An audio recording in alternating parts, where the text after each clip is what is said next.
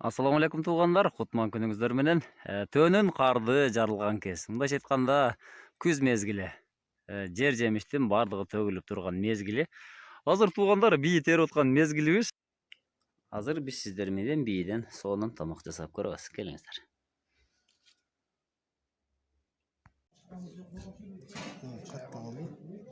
Сары майды салабыз ичине, кадимки сары май.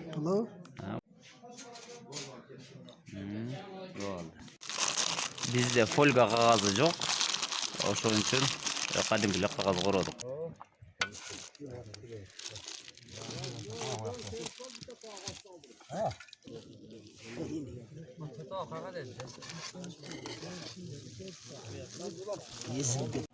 Bir okşaydı. İnan düşün böyle. Bir yeni pişirirsin.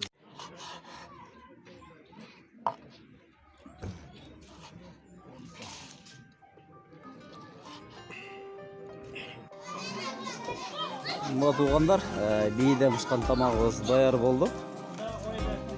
Азыр эт менен аксакалдарга беребиз. Келиңиздер.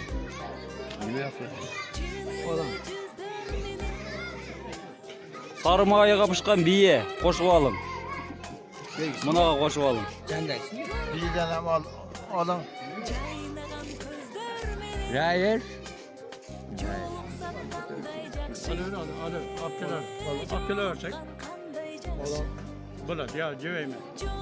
Bismillahirrahmanirrahim. Beniyet şifa. Beniyet şifa. Doktor. Bol rahmat. Kucakta bekim kızı, kubattu bilek meni, görüşkün kanday jakşı.